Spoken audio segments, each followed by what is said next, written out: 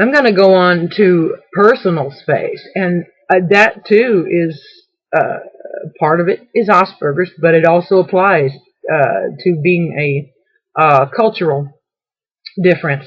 Um, Again, it's part of. I don't like to be bumped into. I don't like to be touched. It's to me, it's just respectful.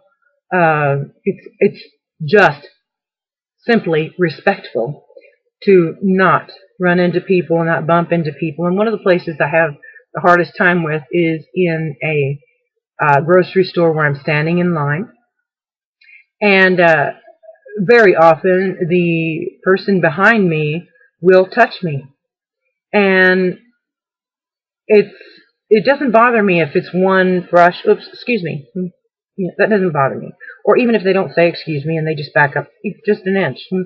Um, but very often it is what someone will touch me. Maybe it's just they touch me with their arm, and then I will feel like a toe against my heel, and they're keeping almost constant contact with me as we wait and go through the line. The longer I have to wait in the line, the more exhausted I get, And what I have learned to do, and I started this many years ago, is when someone touches me, I will automatically turn toward them and say, excuse me. And I'm not, doing excuse me. I'm not doing that. I'm just saying, excuse me. What it does two things. One of them, it makes them aware that we've made physical contact. I'm not blaming them. I'm just saying it's happened, and I'm going to be polite and say that I noticed it, and please pardon me. The other thing is, I'm letting them know you made physical contact with me. And one other thing that is very interesting is that people will stand very close to my back or touch me. If I turn toward them, I get about a 3-foot space. They don't like to be that close to my face, and I don't know why that is. And one of the ways I handled it again was with humor. I at one time pretended that I had. I don't mean to be mean. I pretended I had Tourette's, and I started moving basically in a foxtrot step to take up this little 2-foot square that I wanted to occupy, to go through a line, my personal space. So I would move just all over in that square. And I noticed the people behind me kept giving me more and more and more space until I had about 3 feet, no matter where I stood in that square. And what I don't understand is why it isn't normal to give someone, maybe not 3 feet, but 1 foot between you and the person who's right in front of you. And I've done all kinds of things to try to thwart this touching. And one of them is I would put my purse on my shoulder and pull it so that it's behind my backside. And I've got a pretty full purse. It's like, I don't know, 6 or 8 inches wide. So that is laying against my butt. And for some reason, people need that space between the outside of the purse and my butt. It's not okay to stand back 6 inches. It's not okay to stand back 7, 12, whatever it is. For them not, and I've had people bump and knock my purse off of my shoulder. 6 inches. I need that 6 inches. Again, if I turn and face them, I get 2 or 3 feet. It doesn't make sense to me either. It's either that or I need the sci-fi dress with the spikes that come out. Another thing that I have, I only did that once, the foxtrot thing, but another thing that I've done is that even if I only need, let's say I'm going in, all I'm getting is cheese, I automatically get a cart now. And it's not to, tote anything around. All I have is cheese. And what I do is when I get in line, I will step in line in front of my cart, make sure that my cart's behind me. So I've got an entire cart between me and that person. And you know what happens. They lean on the cart and the cart bumps my purse, but at least it's not a physical body. There is something extremely gross about feeling the warmth of a stranger's body. I can smell them. I can hear them talking. Very often there's a cell phone going on in the back of my hair. And I mean, it doesn't stick out that much. You can tell. It's just you can feel them. One time, a woman was so close to me, and again, I'm feeling heat coming off of her body, and I just knew she was there. And I was doing that thing where I'm holding real still, and just, I'm going to get through this. I'm going to get out of here. I'm going to get away from her and all of the noise and the lights and all of the people, and it's going to be fine. I'm going to tough it out. I just couldn't take it anymore, so I did this, and she went, ah, because I just, by doing that, smacked her with my hair. She should not have been that close to me. A person should be able to flip their hair out of my face. I should be able to flip my hair out of my face. Anyway, what I noticed as far as it being a cultural thing, the personal space, is I'm in Kentucky, and I have lived in Georgia, and I've visited in the South pretty much, and I was born near Chicago, and I visited Maine, New York, Vermont, different northern places, Ohio, different places. And people in the South are friendly, and everybody says that, but friendly means different things to different people. To me, friendly is give me some space. Be nice to me, smile or whatever, but be gentle, that kind of thing. And that's part of it, but another part of it is that there's a lot less physical space between people, and a lot more touching.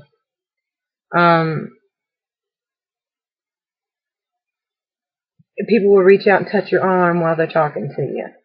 And if you look away for a second, they'll poke your arm because they think you're not listening because you just looked away for a second. No, I was taking a break from the eyeball lasers. I was just taking a break for a second. You don't have to poke me, and so you're constantly being pulled back into that very intense, intimate situation, and it is exhausting. And you get a group of 5 women together and ask us all to be intense and intimate. I am. I'll tell you, as soon as I get out of there, I'm not going back. So there's what I have found is that there is just more of people standing, and more people want to stand close enough so that they'll brush you when they talk to you, maybe with their arm. There's a whole lot of, and this one's always bugged me. I don't, for me, crossing my arms isn't because I'm cold. It isn't because I'm shutting people out. It's because it's something to do with my arms. It's just relaxing to me. And when I cross my arms, my arms are against my breasts. They're just under them, I'm sorry, but I've just made an arm shelf for breasts. And when people will reach out and grab my arm, they're not just touching my arm. Again, I've had people, act like there's something wrong with me because I would really rather not have my breasts felt by someone who wants to reach out and touch my arm. It is as if their mouth won't work unless their hand is reaching out and touching you. And I don't mind, they can do this, but it's hard to focus when they're, doing hand jive and talking, but please, don't touch me. Again, just saying don't touch me, people want to go, well, what's wrong with you? Did something happen when you were younger that you don't like? No, I just don't want you touching me. I mean, it's pretty simple to me. It's to me a matter of courtesy and, a no-brainer, but it's not to everyone because it's not their culture. Again, a lot of times people will stand very close, and I'm not saying this is true of all people in all of the South or anything like that, but they will stand very close to you.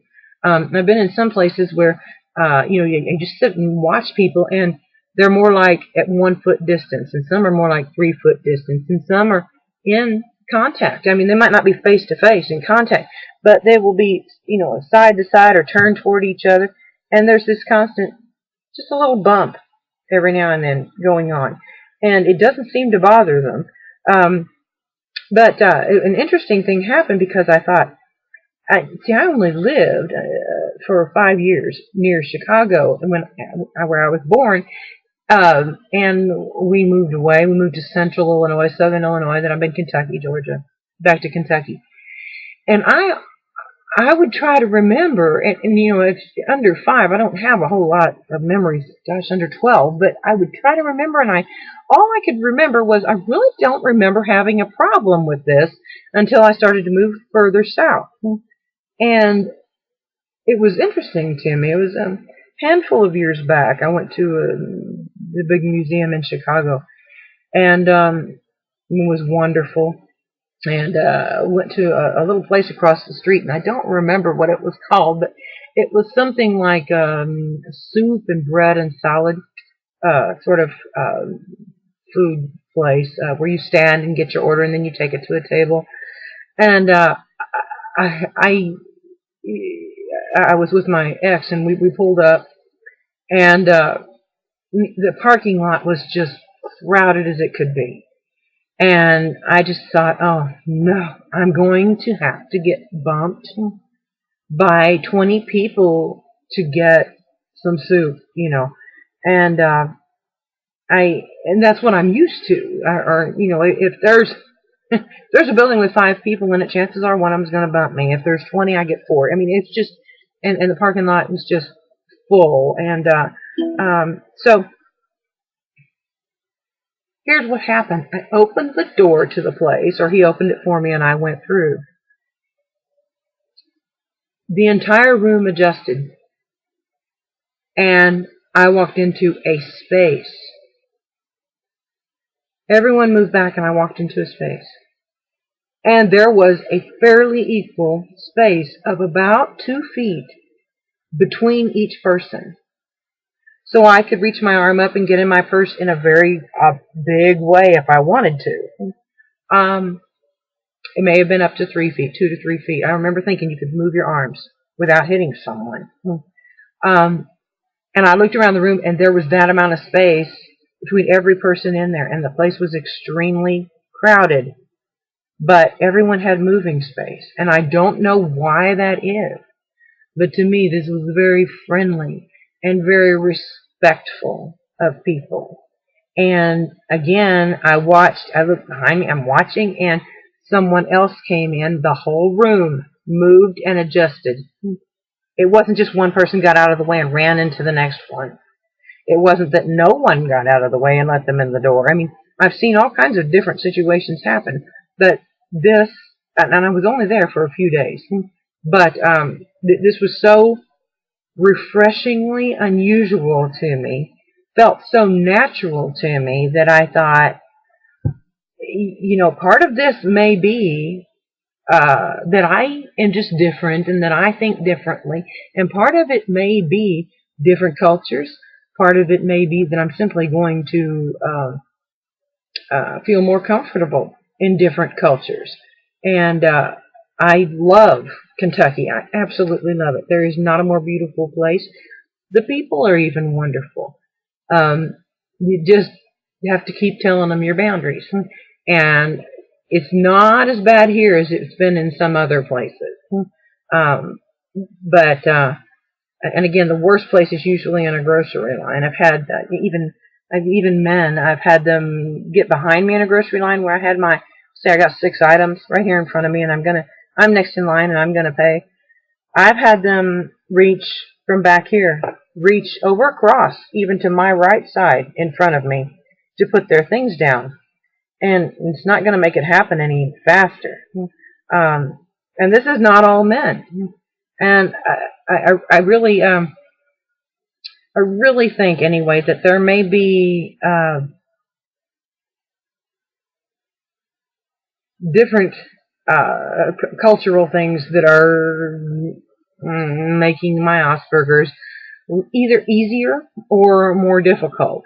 And I have to say, too, that I'm someone who loves my time alone. If I'm going to interact with people, it seems to me that places with a bigger population, even if it's in the South or the North, whatever, but places with a bigger population tend to allow more personal space in public places than places with a small rural population. So, if I'm in a rural place, I could, go into a country store and people would be touching me.